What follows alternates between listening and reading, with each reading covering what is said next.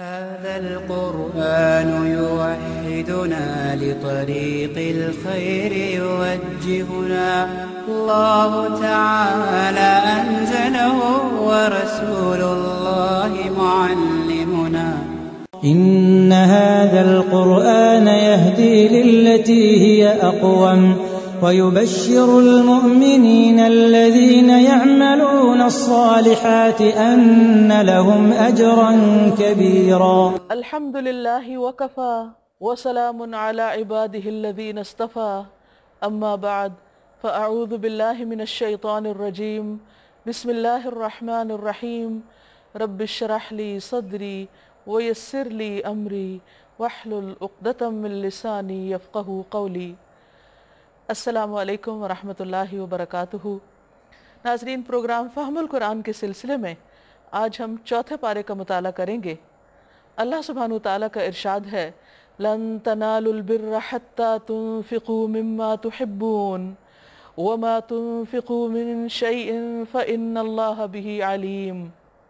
تم ہرگز نیکی کو نہیں پہنچ سکتے جب تک کہ اپنی وہ چیز خدا کی راہ میں خرچ نہ کرو جسے تم عزیز رکھتے ہو، اور جو کچھ تم خرچ کرو گے اللہ اس سے بے خبر نہ ہوگا.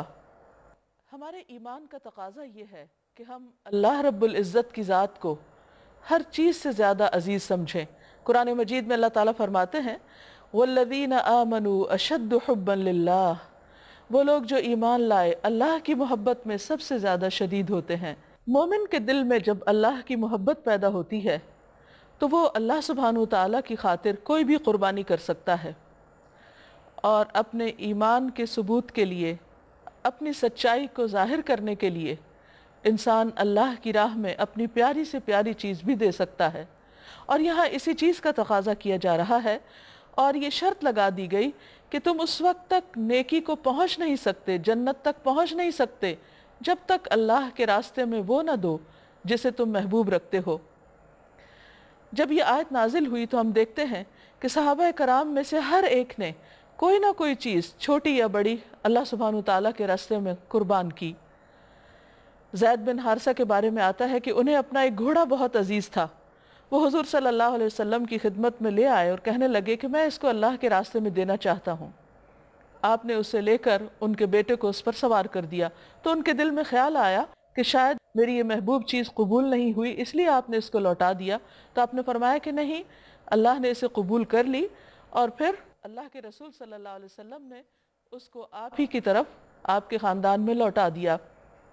اسی طرح حضرت انس رضی اللہ تعالیٰ عنہ بیان کرتے ہیں کہ جب یہ آیت اتری تو ابو طلحہ رضی اللہ تعالیٰ عنہ کا ایک بہت ہی زبردست باغ تھا جس میں بیرہا نامی کنواں بھی تھا، جس میں کھجور کے 600 درخت تھے. وہ فوراً یہ آیت سنتے ہی اللہ کے رسول صلی اللہ علیہ وسلم کی خدمت میں حاضر ہوئے اور عرض کی کہ اللہ کے رسول صلی اللہ علیہ وسلم، مجھے اپنا یہ باغ بے حد عزیز ہے، میں اسے اللہ کے راستے میں دیتا ہوں. آپ صلی اللہ علیہ وسلم نے فرمایا کہ جاؤ اور اسے اپنے اقربا میں تقسیم کر دو. تو انہوں نے اپنے چچا کے بیٹوں اور رشتہ داروں میں اس باغ کو تقسیم کر دیا. اسی طرح جب یہ آیت نازل ہوئی تھی کہ مَن يُقْرِضُ اللَّهَ قَرْضًا حَسَنًا فَيُضَاعِفَهُ لَهُ أَضْعَافًا كَثِيرًا، کون ہے جو اللہ کو قرض حسنہ دے، تو اس وقت ابو الدحداح نامی ایک صحابی اللہ کے رسول صلی اللہ علیہ وسلم کی خدمت میں حاضر ہوئے اور انہوں نے یہ عرض کیا کہ میرا ایک باغ ہے جس میں 200 کھجور کے درخت ہیں، میں اسے اللہ کے راستے میں دینا چاہتا ہوں. اور پھر فوراً اپنے باغ کی طرف گئے اور وہاں ان کے بیوی بچے مقیم تھے. ان کو کہنے لگے، اے ام دحداح، تم باہر آ جاؤ، میں نے اللہ کو اپنا یہ باغ قرض دے دیا ہے. اسی طرح حضرت عمر رضی اللہ تعالیٰ عنہ نے جب یہ آیت سنی تو اس موقع پر انہوں نے اپنی خیبر کی زمین، جو کہ ایک بہترین زمین تھی، بہت زرخیز زمین تھی، اس کو اللہ سبحانہ وتعالیٰ کے لیے صدقہ کرنے کا سوچا. تو نبی صلی اللہ علیہ وسلم کی خدمت میں حاضر ہو کر اپنے خیال کو ظاہر کیا تو آپ نے فرمایا کہ تم زمین اپنے پاس رکھو لیکن اس کا پھل صدقہ کر دیا کرو. تو اس سے یہ پتہ چلتا ہے کہ صحابہ کرام سب سے بڑھ کر اللہ کے حکم پر عمل کرنے والے تھے. اللہ کے نبی صلی اللہ علیہ وسلم نے فرمایا، اس ذات کی قسم جس کے ہاتھ میں میری جان ہے، تم میں سے کوئی شخص اس وقت تک مومن نہیں ہو سکتا جب تک اپنے بھائی کے لیے خیر میں سے وہی پسند نہ کرے جو اپنے لیے پسند کرتا ہے. یعنی بہترین چیز دینا اس لیے بھی ضروری ہے تاکہ دوسرے کو بھی پسند آئے. لیکن آج ہمارا کیا حال ہے؟ ہم ان سب چیزوں کو پڑھتے ہیں، سنتے ہیں، لیکن ٹس سے مس نہیں ہوتے۔ اللہ کے راستے میں ہم نے آج تک کیا کیا اور کون کون سی محبوب چیزیں خرچ کی، ہمیں اس بارے میں سوچنا چاہیے، کیونکہ اللہ تعالیٰ فرماتے ہیں تم ہرگز نیکی کو پا ہی نہیں سکتے، نیکی کی روح تک پہنچ ہی نہیں سکتے جب تک کہ اپنی محبوب چیز اپنے محبوب رب العالمین کے لیے خرچ نہ کرو، اس کی خاطر نہ دو۔ اور اگر دیکھا جائے تو اللہ تعالیٰ کو تو ان چیزوں سے کوئی غرض نہیں اور نہ انہیں ان چیزوں کی کوئی ضرورت ہے۔ اور ہم جتنی بھی مثالیں دیکھتے ہیں ان میں نبی صلی اللہ علیہ وسلم نے خرچ کرنے والے کو جو بھی اس نے دیا واپس اسی کے خاندان میں یا اسی کے اقربا میں یا کسی بھی طرح اسی کو فائدہ پہنچاتے ہوئے لوٹا بھی دیا۔ یہ سب دراصل ہمارے امتحان ہوتے ہیں کہ ہم دین کو کس درجے پر لیتے ہیں، اللہ کے حکم کو کیا اہمیت دیتے ہیں۔ پھر فرمایا کل الطعام کان حلا لبنی اسرائیل الا ما حرم اسرائیل علی نفسه من قبل ان تنزل التوراۃ قل فأتوا بالتوراۃ فاتلوها ان کنتم صادقین۔ کھانے کی یہ ساری چیزیں جو شریعت محمدی میں حلال ہیں بنی اسرائیل کے لیے بھی حلال تھی۔ بیسیکلی یہ بات اس لیے کی گئی کہ بنی اسرائیل کے علماء نے ایک خود ساختہ فقہ بنا رکھی تھی جس میں اونٹ اور خرگوش کے گوشت کو حرام قرار دیا ہوا تھا۔ نبی صلی اللہ علیہ وسلم نے ان دونوں چیزوں کو جب حلال قرار دیا تو اس پر انہیں بہت اعتراض ہوا کہ یہ کیسے پیغمبر ہیں کہ انہوں نے ہماری ہر اس چیز کو جو ہم نے حرام قرار دے رکھی ہے اس کو حلال کر لیا ہے۔ تو اس پر اللہ سبحانہ وتعالی نے فرمایا کہ اصلاً تو یہ چیزیں حرام نہیں تھیں، یہ تو تورات کے نازل کیے جانے سے پہلے اسرائیل یعنی یعقوب علیہ السلام نے اونٹ کے گوشت کو اپنی کسی خاص بیماری کی وجہ سے چھوڑ دیا تھا، یہ ان کی شریعت میں حرام نہیں تھا۔ ان سے کہو اگر تم اپنے اعتراض میں سچے ہو تو لاؤ تورات اور پیش کرو اس کی کوئی عبارت یعنی کوئی دلیل دو۔ اس کے بعد بھی جو لوگ اپنی جھوٹی گھڑی ہوئی باتیں اللہ کی طرف منسوب کرتے رہیں وہی در حقیقت ظالم ہیں۔ کہو اللہ نے جو کچھ فرمایا ہے سچ فرمایا ہے، تم کو یکسو ہو کر ابراہیم علیہ السلام کے طریقے کی پیروی کرنی چاہیے، اور ابراہیم علیہ السلام شرک کرنے والوں میں سے نہ تھے۔ دوسرا ان کا اعتراض یہ تھا کہ اگر یہ پیغمبر یعنی محمد صلی اللہ علیہ وسلم واقعی پیغمبر ہیں تو انہوں نے بیت المقدس کو چھوڑ کر کعبہ کو اپنا قبلہ کیوں قرار دے دیا ہے؟ کیونکہ آج تک جتنے بھی پیغمبر آئے ہیں وہ بیت المقدس کی طرف منہ کر کے نماز پڑھتے رہے، تو اس پر ان کا یہ اعتراض دور کر دیا گیا کہ سب سے پہلا قبلہ تو کعبہ ہی تھا۔ ان اول بیت وضع للناس للذی ببکۃ مبارکا وہدی للعالمین، بے شک سب سے پہلی عبادت گاہ جو انسانوں کے لیے تعمیر ہوئی وہ وہی ہے جو مکہ میں واقع ہے، یعنی مکہ میں جو کعبہ ہے یہ بیت المقدس سے پہلے تعمیر ہوا تھا۔ ایک مرتبہ حضرت ابو ذر نے نبی صلی اللہ علیہ وسلم سے اس کے بارے میں دریافت کیا تو آپ نے فرمایا کہ سب سے پہلے کعبہ تعمیر ہوا اور اس کے بعد بیت المقدس یا مسجد اقصیٰ۔ پوچھا گیا ان دونوں میں فرق کتنا ہے تو آپ نے فرمایا 40 سال۔ اور ویسے بھی سب کو معلوم تھا کہ آخری نبی کا قبلہ کعبہ ہی ہوگا، لیکن چونکہ اہل کتاب کو نبی صلی اللہ علیہ وسلم سے ایک خاص قسم کا حسد تھا اس لیے وہ چھوٹی چھوٹی باتوں کو ایشو بنا کر آپ کو ہر روز پریشان رکھتے تھے۔ اللہ سبحانہ وتعالیٰ نے جہاں جہاں جن چیزوں کی درستگی اور جن چیزوں کے بارے میں آپ کا دفاع کرنا تھا وہ قرآن مجید میں کر دیا گیا۔ پھر کعبہ کے بارے میں کچھ باتیں، فیہ آیات بینات مقام ابراہیم، اس میں کھلی کھلی نشانیاں ہیں، ابراہیم علیہ السلام کا مقام عبادت ہے اور اس کا حال یہ ہے کہ جو اس میں داخل ہوا امن میں آ گیا۔ وَلِلَّهِ عَلَى النَّاسِ حِجُّ الْبَيْتِ مَنِ اسْتَطَاعَ إِلَيْهِ سَبِيلًا، لوگوں پر اللہ کا یہ حق ہے کہ جو اس گھر تک پہنچنے کی استطاعت رکھتا ہو وہ اس کا حج کرے، یعنی جس کے پاس اتنے وسائل ہوں اور صحت بھی ہو تو اسے اللہ کے گھر حاضر ہونا چاہیے، اور جو کوئی اس حکم کی پیروی سے انکار کرے تو اسے معلوم ہو جانا چاہیے کہ اللہ تمام دنیا والوں سے بے نیاز ہے، یعنی جو استطاعت رکھتا اور پھر اللہ کے گھر حاضر نہ ہو وہ حقیقت میں بدقسمت اور محروم ہے۔ نبی صلی اللہ علیہ وسلم نے اسلام کی جو 5 بنیادیں بتائیں ان میں حج البیت بھی ایک بنیاد ہے یا ایک بیسک پلر ہے۔ رسول اللہ صلی اللہ علیہ وسلم نے فرمایا حج کا فرض پورا ہونے میں جلدی کرو، کیونکہ کسی کو نہیں پتا کہ کون سی رکاوٹ پیش آ جائے، اور ایسا نہ ہو کہ انسان فریضہ سر پہ لیے دنیا سے چلا جائے۔ ابو سعید خدری سے مروی ہے کہ نبی صلی اللہ علیہ وسلم نے فرمایا اللہ تعالیٰ فرماتا ہے جب میں بندے کو صحت اور مال عطا کروں اور اس پر 5 سال گزر جائیں اور وہ میری طرف نہ آئے تو وہ محروم ہے، یعنی اللہ کے گھر جانے کے لیے انسان کو تڑپتے رہنا چاہیے، نہ کہ بلا وجہ وہاں جائے ہی نہ۔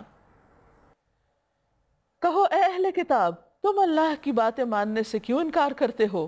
جو حرکتیں تم کر رہے ہو اللہ سب کچھ دیکھ رہا ہے۔ کہو اے اہل کتاب، یہ تمہاری کیا روش ہے کہ جو اللہ کی بات مانتا ہے اسے بھی تم اللہ کے راستے سے روکتے ہو اور چاہتے ہو کہ وہ ٹیڑھی راہ چلے، حالانکہ تم خود اس کے راہ راست ہونے پر گواہ ہو۔ تمہاری حرکتوں سے اللہ غافل نہیں ہے۔ یا ایہا الذین آمنوا ان تطیعوا فریقا من الذین اوتوا الکتاب یردوکم بعد ایمانکم کافرین۔ اے لوگو جو ایمان لائے ہو، اگر تم نے ان اہل کتاب میں سے ایک گروہ کی بات مانی تو یہ تمہیں ایمان سے پھر کفر کی طرف پھیر لے جائیں گے، کیونکہ ان کو تمہارا ایمان لانا تو پسند ہی نہیں۔ وَكَيْفَ تَكْفُرُونَ وَأَنْتُمْ تُتْلَى عَلَيْكُمْ آيَاتُ اللَّهِ، اور تم کفر کر بھی کیسے سکتے ہو حالانکہ تم پر اللہ کی آیات پڑھی جاتی ہیں۔ وَفِيكُمْ رَسُولُهُ، اور تمہارے درمیان اس کا رسول موجود ہے۔ وَمَن يَعْتَصِم بِاللَّهِ، اور جو اللہ کو مضبوطی سے پکڑ لے گا، اللہ کو تھام لے گا، فَقَدْ هُدِيَ إِلَى صِرَاطٍ مُسْتَقِيمٍ، تو وہ سیدھے رستے کی طرف ہدایت دے دیا جائے گا۔ یعنی اصل صراط مستقیم کیا ہے؟ اللہ رب العزت کی طرف جانا، اس سے تعلق قائم کرنا، ہر معاملے میں اس کی طرف رجوع کرنا، اس کو تھام لینا، ہر مشکل میں اس کو پکارنا۔ یا ایہا الذین آمنوا اتقوا اللہ، اے لوگو جو ایمان لائے ہو اللہ سے ڈرو۔ کیسے؟ حق تقاتہ، جیسے اس سے ڈرنے کا حق ہے۔ ولا تموتن الا وانتم مسلمون، اور تمہیں موت ہرگز نہ آئے مگر اس حال میں کہ تم مسلمان ہو، فرما بردار ہو، اللہ کے اطاعت گزار ہو۔ یہ ہے دراصل مطلوب اہل ایمان سے، یہ ہے دین کی روح کہ انسان کے اندر تقوی پیدا ہو، اللہ کا ڈر پیدا ہو۔ کسی نے پوچھا آپ سے کہ تقوی کی علامت کیا ہے، یا انسان کب متقی ہوتا ہے؟ تو فرمایا کہ جب وہ اپنی زبان کی حفاظت کرتا ہے۔ گویا وہ شخص متقی نہیں ہو سکتا جو بے سوچے سمجھے باتیں کرتا ہے، غصے کے وقت اپنے آپ کو کنٹرول نہیں کر سکتا، کسی پر غضبناک ہو تو گالی گلوچ سے اپنے آپ کو نہیں روک سکتا، تو ایسا شخص متقی نہیں ہو سکتا۔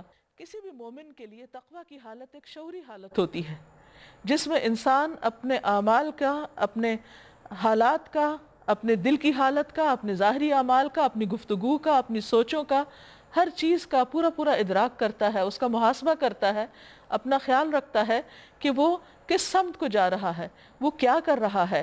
اس لیے فرمایا کہ یہ ساری زندگی کا ایک امتحان ہے، تمہیں موت بھی اس حال میں آئے کہ تم واقعی اللہ کے فرما بردار ہو، کیونکہ آخرت کی منزلیں بہت سخت ہیں۔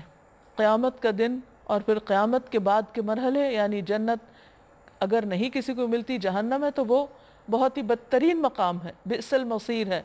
ایک حدیث میں آتا ہے کہ جہنمی جو کھانا کھائیں گے اس میں جو تھور کا درخت ہے، زقوم کا درخت، اگر اس کا صرف ایک قطرہ دنیا میں پھینک دیا جائے تو سارے اہل زمین کا جینا دوبھر ہو جائے، زندگی دشوار ہو جائے، وہ اتنا کڑوا ہے۔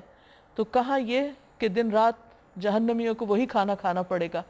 اس لیے انسان پوری احتیاط کے ساتھ زندگی بسر کرے کہ اللہ سبحانہ وتعالیٰ کے حقوق اور بندوں کے حقوق دینے میں، حرام چیزوں سے بچنے میں، اللہ کی نافرمانی کے کاموں میں نہ پڑنے کا پورا خیال کرے، کیونکہ ایسا نہ ہو کہ انسان ساری زندگی محنت کرتا رہے اور عین کسی وقت غفلت کے ساتھ پھسل کر موت کے وقت وہ پلٹ جائے دین سے، یا کسی غلط کام میں پڑھ کر اس کی موت آ جائے، تو اس کے لیے بڑے ہی خسارے کی بات ہے۔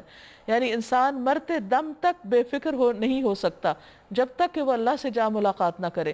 وَلَا تَمُوتُنَّ إِلَّا وَأَنْتُمْ مُسْلِمُونَ، اللہ سے اچھے گمان کے ساتھ ہمیں ملاقات کرنا چاہیے۔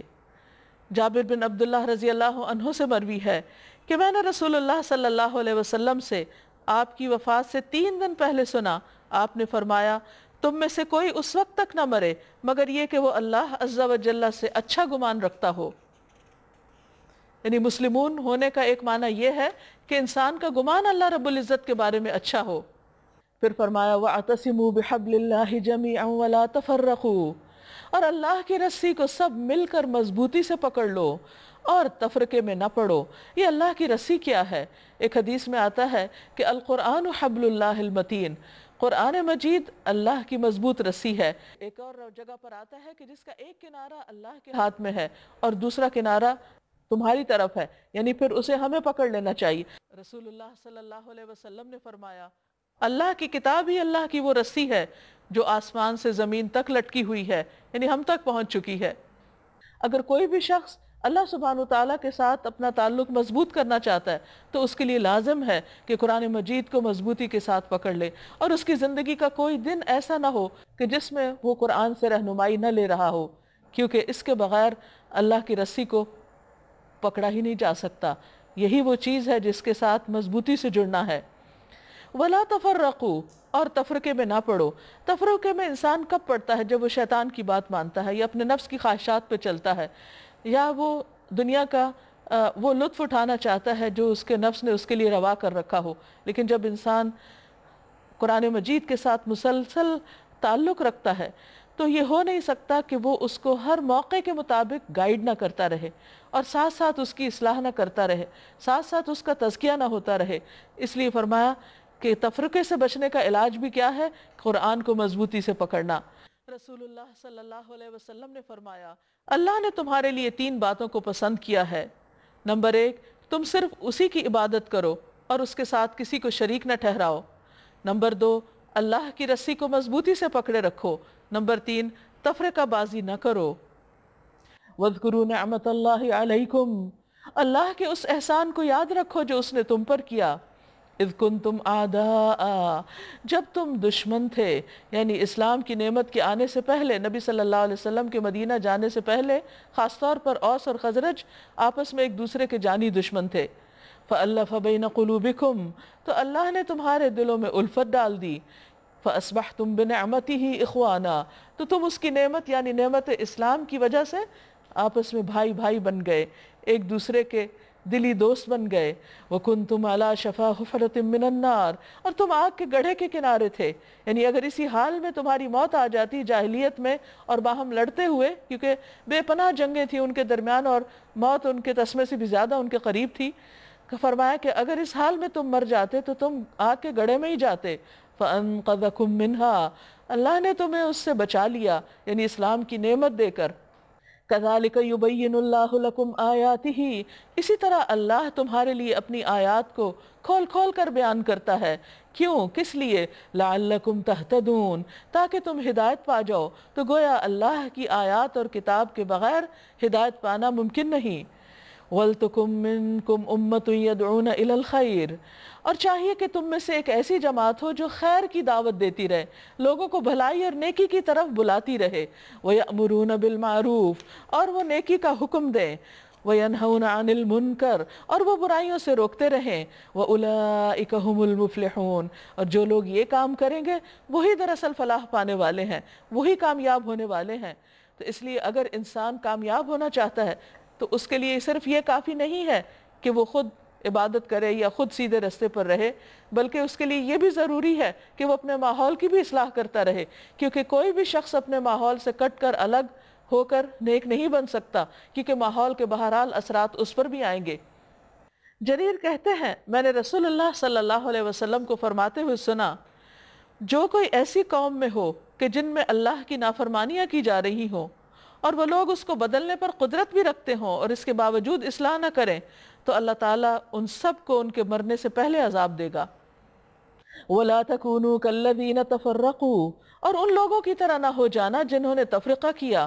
وَاخْتَلَفُوا مِن بَعْدِ مَا جَاءَهُمُ الْبَيِّنَاتُ، اور ان لوگوں کی طرح جنہوں نے اختلاف کیا اس کے بعد کہ ان کے پاس کھلی کھلی نشانیاں آ چکی تھیں، واضح ہدایات پانے کے بعد پھر اختلاف میں مبتلا ہوئے. وَأُولَئِكَ لَهُمْ عَذَابٌ عَظِيمٌ، اور یہی وہ لوگ ہیں کہ ان کے لیے بہت بڑا عذاب ہے. کون سا عذاب؟ آخرت کا عذاب. وہ کس دن ہے؟ یوم تبیض وجوہ و تسود وجوہ، جس دن کچھ چہرے سفید ہوں گے، چمکدار ہوں گے، وہ تسود وجوہ، اور کچھ چہرے سیاہ ہوں گے، یعنی دلوں کی سیاہی یا روشنی، دلوں کا نور یا دلوں کا اندھیرا چہروں پر آ جائے گا۔ دنیا میں بھی کہتے ہیں کہ چہرہ جو ہے وہ دل کا آئینہ ہوتا ہے، لیکن قیامت کے دن یہ بات بہت سچی ثابت ہوگی اور انسان کے اعمال اس کے اوپر ظاہر بھی ہو جائیں گے۔ اس کی وجہ کیا ہوگی؟ فَأَمَّا الَّذِينَ اسْوَدَّتْ وُجُوهُهُمْ، تو رہے وہ لوگ جن کے چہرے سیاہ ہوں گے، ان سے کہا جائے گا أَكَفَرْتُمْ بَعْدَ إِيمَانِكُمْ، کیا تم نے ایمان لا کر کفر کیا؟ ایمان لانے کے بعد تم نے کفر کیا، یعنی ایمان لانے کے بعد تم نے آپس میں تفرقہ اور اختلاف کیا اور باہم فتنہ فساد کیا۔ فَذُوقُوا الْعَذَابَ بِمَا كُنْتُمْ تَكْفُرُونَ، تو چکھو عذاب کو بوجہ اس کے کہ تم انکار کرتے رہے، یعنی اللہ کی نعمت کا شکر ادا کرنے کی بجائے ناشکری کی، دین اسلام کو پا کر پھر اس کو چھوڑ کر اور چیزوں میں پڑ گئے۔ کیونکہ اتفاق اس وقت ہوتا ہے جب سب کا پوائنٹ آف انٹرسٹ ایک ہو، سینٹر آف لائف ایک چیز ہو، اور اگر ہر ایک کی دلچسپی کا مرکز الگ ہوگا تو پھر باہم اتفاق ہو ہی نہیں سکتا۔ وَأَمَّا الَّذِينَ ابْيَضَّتْ وُجُوهُهُمْ، رہے وہ لوگ جن کے چہرے سفید ہوں گے یعنی روشن ہوں گے، فَفِي رَحْمَةِ اللَّهِ، وہ اللہ کی رحمت میں ہوں گے، ہم فِيهَا خَالِدُونَ، اس میں وہ ہمیشہ ہمیشہ رہیں گے۔ تِلْكَ آیَاتُ اللَّهِ نَتْلُوهَا عَلَيْكَ بِالْحَقِّ، یہ اللہ کی آیات ہیں جن کو ہم آپ پر حق کے ساتھ پڑھ رہے ہیں۔ وَمَا اللَّهُ يُرِيدُ ظُلْمًا لِلْعَالَمِينَ، کیونکہ اللہ دنیا والوں پر ظلم کرنے کا کوئی ارادہ نہیں رکھتا، اللہ تعالیٰ تو بندوں کی خیر ہی چاہتا ہے اور ان کو سیدھا راستہ بتا رہا ہے، اور وقت سے پہلے، برے انجام سے پہلے ان کو خبردار کر رہا ہے۔ وَلِلَّهِ مَا فِي السَّمَاوَاتِ وَمَا فِي الْأَرْضِ، اور اللہ کے لیے ہے جو کچھ آسمان و زمین میں ہے۔ وَإِلَى اللَّهِ تُرْجَعُ الْأُمُورِ، نکالی گئی ہو، یعنی امت مسلمہ بہترین امت ہے۔ کیوں اور کب؟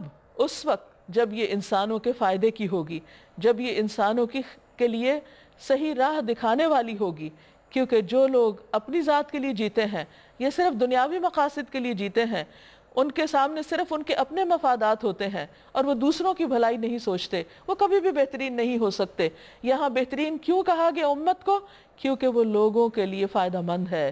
اخرجت للناس، کام کیا ہے امت کا، فریضہ کیا ہے، اور بحیثیت امت ہم سب کو سوچنا بھی چاہیے کہ کیا ہم اپنا یہ فرض ادا کر رہے ہیں۔ تَأْمُرُونَ بِالْمَعْرُوفِ وَتَنْهَوْنَ عَنِ الْمُنْكَرِ، تم نیکی کا حکم دیتے ہو اور تم برائی سے روکتے ہو، یہ ہے تمہاری سب سے بڑی خیر و بھلائی کی بات۔ تو اس سے یہ پتہ چلتا ہے کہ بہترین انسان اللہ کی نگاہ میں وہی ہے جو لوگوں کی بھلائی چاہتا ہے، اور لوگوں کی بھلائی کس میں ہے؟ کہ ان کو اچھی بات بتائی جائے، اور اگر وہ غلط کر رہے ہوں تو اس سے روکا بھی جائے۔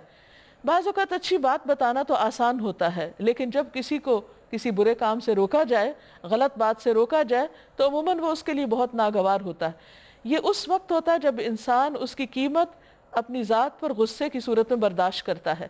آپ کو معلوم ہوتا ہے کہ جب آپ کسی کو برے کام سے روکیں گے تو وہ لازماً آپ سے ناراض ہوگا۔